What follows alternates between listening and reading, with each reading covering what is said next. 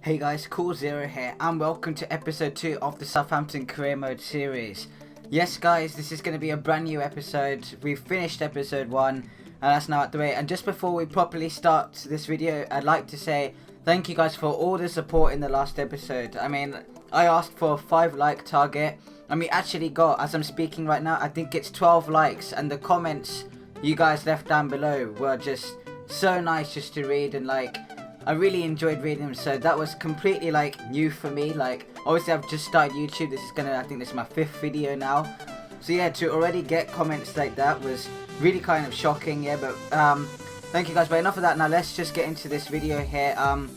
As you can see, I went in the squad report just to start off this episode, and I basically done that, and I've put them in order. I've done this just to make sure how many players we have in each position, you know, because as this Southampton team has actually quite high expectations, as we found out from last episode.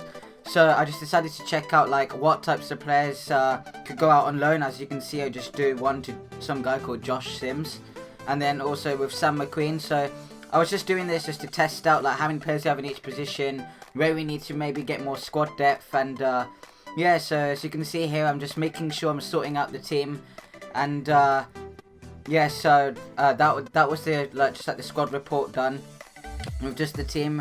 And then I look back into this team here, and I think in this I actually changed my starting lineup, because obviously we have got the International Cup with the pre-season friendly against Napoli coming up. So I decided to maybe change a few players around, because if some players really impress in this pre-season tournament, this may be a chance for younger players such as Harrison Reed or any other players to actually try and make a name for themselves, and maybe actually be more frequent starters in the Southampton Career Mode. Now, as you can see here, we're playing at the Stade Gerland. I don't even know whose stadium that is. As you can see, it says Southampton from England, Napoli from Italy. And yeah, so as you guys can probably tell, this isn't a live commentary. This video here, I've decided to think which way is best for me to try and upload the videos, whether it's going to go through a run through of the video to try and make them quicker, or maybe a live commentary. So you guys let me know in the comments down below, should I do a live commentaries, or should I leave it down to just previews, or should I do a bit of both? My plan at the minute is just to keep doing previews until a special tournament or a final or end of season finale comes up.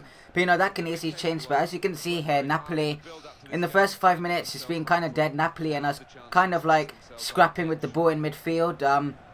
As you can see, Gabbiadini did quite well there, but the cross was absolutely atrocious. I actually found that quite funny when I was doing this, playing this live. As you can see, Wanyama's on the ball now. He sends it up toward Prowse, and we give it to Pella here. He tries to look for the wide option, and actually finds Dusan Tadic, and it goes straight into the bottom corner of the net. Dusan Tadic gets his first goal in a Southampton shirt in this brand new FIFA 16 career mode. It was a really good move. The passing, the execution was superb on this half, and these are the type of goals I want to be scoring. And as I think I did say in the last episode, Dusan Tadic is going to be very key in this series. In some other Southampton career modes, as in one I did privately last year, he was quite poor, but since pace isn't really into FIFA 16, he will be quite important here. So now, as you can see here, Napoli come out with the ball here, and they get on the edge of the box, and they work this really well, and well, then it's 1-1. So our lead lasts about 2.5 minutes, and to be fair, I can't really moan at that goal Napoli scored, because that was really, really good passing. However, the headers that come in here, it was 3 versus 1 at one situation. We left ourselves a bit too open, but take nothing away from the finish from Insigne. That was really good, right into the bottom corner. So that made it 1-1.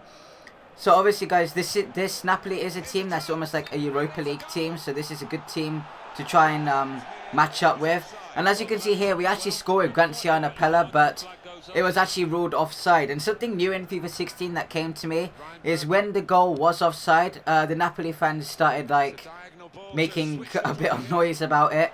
But yeah, moving on, Mane sends a really good ball into Cedric, who made a brilliant overlapping run. It was a really good save from the Napoli goalkeeper. Now, into the first 24-25 minutes here, I actually feel as though we were the much better team. I mean, we were better on the ball, we were better off the ball, apart from Napoli got that one goal.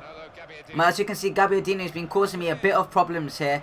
Actually gets in there, and that's actually a very good cross. But luckily for us, no one's actually at the end of that, because there's one of the crosses where the goalkeeper doesn't know whether to come out or not. So take nothing away from that cross.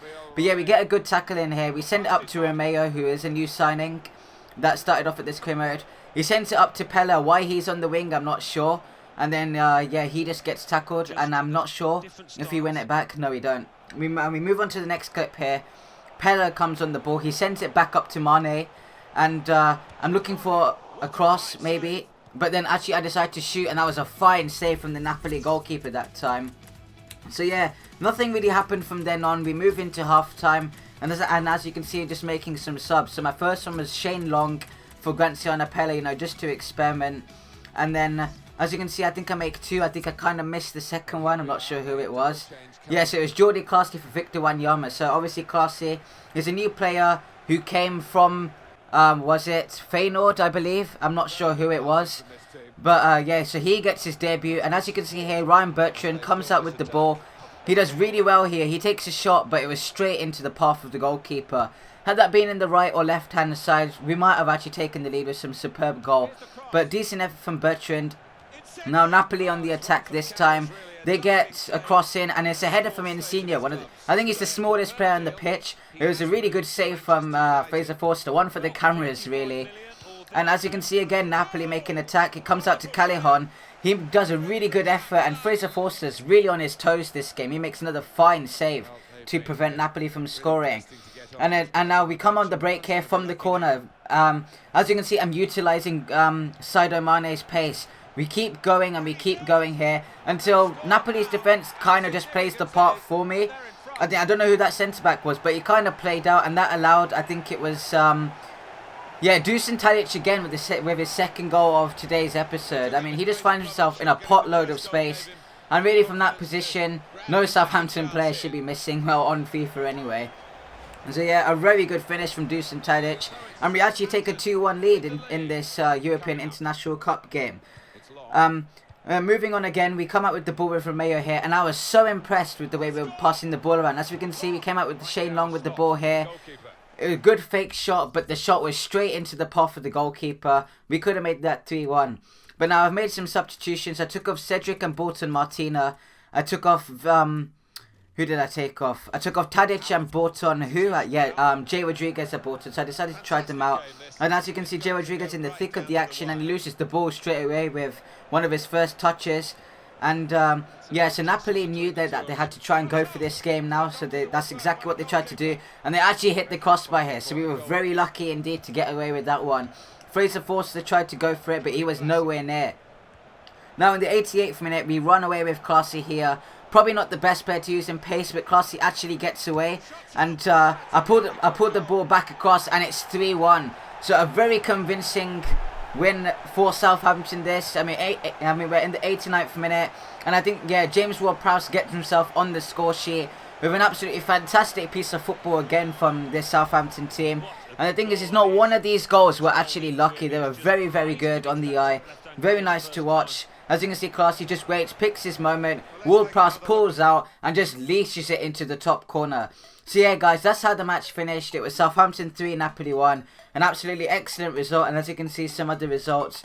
Roma picking up a 2-1 win at Marseille. CSKA beating Schalke 2-0. And Athletic Bilbao losing 2-1 to Stade Rennais. So the Athletic Bilbao result was kind of a shock. But now moving on, guys, we're into our shortlist. And these are just kind of the players I've shortlisted that I probably want to buy. Now, the first player I have here is Teddy Bishop. The Global Scouting Network actually came up with this guy. And he's 18 years old. And some of his stats are really impressive for an 18-year-old. So, as you all know, Southampton are really good at bringing up and coming talent. So, I decided to bid 775k for Teddy Bishop. He may play a few games, but my hope is to send him out on loan. Then we try and be a bit sneaky here with, we're going in with an offer for Emre Can from Liverpool. Now it says his offer should be between 4.6 and 5.4 million, but I decided to put a straight offer of 3 million in and say what Liverpool think about that, because I think Emre Can would be a fantastic player to go along with Victor Wanyama, and also just give us more squad depth if any of our players were to get injured. So, but as you can see, we had other players such as Patrick Herman on the bench. I mean, they're on my short list. So yeah, I might go for him. Obviously, there's loads of times left. But now we're going into the new feature that the new game has put in here. It was just player training. Like, this is where you can train your players in a certain like skill game type of mode, and really apparently it really increases the stats quicker than just playing. So as you can see, we put Mane up for speed dribbling, and what are we going to do here? I think we put Ward Prowse for speed dribbling as well. Yeah, we do. We put Tadic for beat your man, and then the next one's who do we pick this time? You see, this is what happens when you go to a preview, not as accurate. Right, who do we put? Time. I'm taking my time. Okay, so we put Cedric here, and what are we going to pick him on? I really can't remember. I think it's something to do with probably tackling. Yeah, it was tackling. So as you can see, you can choose 5 drills. You can't choose any more than 5 players. However, you can choose less than 5 players, but I don't know who would want to do that. And you can train a player more than once, so you can put a player 5 times if you like. So you also do Jordi Classy here on a 1-on-2 defending. And you can see their skill level by the little colour on their writing. So as you can see, speed dribbling, beat your man is a gold. So yeah, we came out with some decent grades here, apart from Classy completely flopped in this, but Mane got a B in his speed dribbling, quite happy, so obviously the stats go higher. Now going into our next game here, we played Athletic Bilbao. Obviously they just came up the loss with a 2-1, I believe, was it, against Stade Rennais. So yeah, I decided to test the team out here. I accidentally put Reed at centre back. I was making a complete mess of this. I give Jay Rodriguez a start for Tadic. I thought maybe give Jay Rodriguez actually a start, he may be more influential on the pitch. I also take out, I don't even know who I put Davis in for there. And I think I may put Dramley on the right. Yeah, I put Dramley on the right. And yeah, let me know, guys, if I'm spelling that, saying that right, because I honestly do not know. Let me also have some other, I put Corker in. So as you can see, it's a very mixed up line this time from the last game. Really using some different players that haven't featured yet. And just see how they play. Like, as I said earlier in the episode, if these players get off to a good start, then these players might be players that play in the Premier League. We'll wait and see. So yeah, so then we're done with that. We move on into the game. As you can see, Southampton in the green and blue jersey, and Bilbao in their natural red and white. But it's us to start off with an attack here. We get a good fake shot with Jay Rodriguez, and we take a shot, but it was a fine save from the Bilbao keeper. A bit into him, but nonetheless, good save. Now we move on again into the 10th minute, and we really did have the upper hand. I think it's Rodriguez who gets tripped by one of their players, who is it? Yeah, DeMarcos, and he's actually a player, funny enough, I might actually be going for in this series. So he gets himself into the book. It was a naughty challenge, to say the least. But yeah, we don't make anything from that free kick, as you can see. And then Bilbao come up with the ball, and I make a kind of a rash shot and a challenge here. And I was really shocked because Harrison Reed, who just came on to make a statement for himself, has just got himself a yellow card in the 21st minute. Now, guys, you guys can say in the comments down below, do you think that was a red card? Because in my opinion, I really don't think that was a red. I mean, he's come from behind, as you can see. I think the Bilbao player makes a bit too much of it. But I don't think on FIFA 15 that would have been a red card. So you guys, let me know in the comments if you think that was a red. I felt really hard done by. And then Bilbao in the 43rd minute come on the attack, and a really good save from Forster again. So yeah, then nothing came on for that. We move into half time and into the second half. From the red card onwards, the game started to be more like tight, and I decided to make sure we didn't come out with a loss in this game. But we lose the ball clumsily here, and they knock it up to Iturraspe. He sends the ball down to Vigura, if I'm saying that right as well. He shows some great strength and a great turn as well. He brings a good, decent cross in, and it's a really good goal from the Bilbao player. Maybe you could be a bit debatable with Forster's save, and maybe with the defending was a bit rash, but 1-0 to Bilbao it was. And right in the 59th minute, we come up with Matt Target, an absolutely excellent cross, and Graziano Pella was there to put the ball into the back of the net.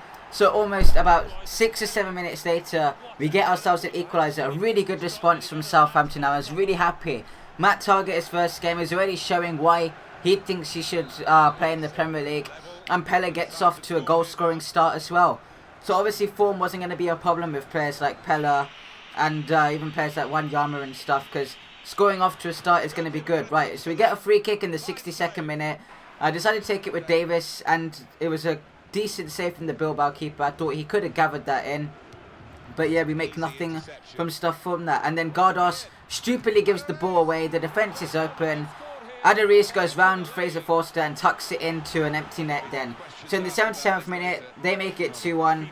I will blame myself for that pass, but honestly, in FIFA 16, I find it really hard to pass the ball. I don't know whether it's just me.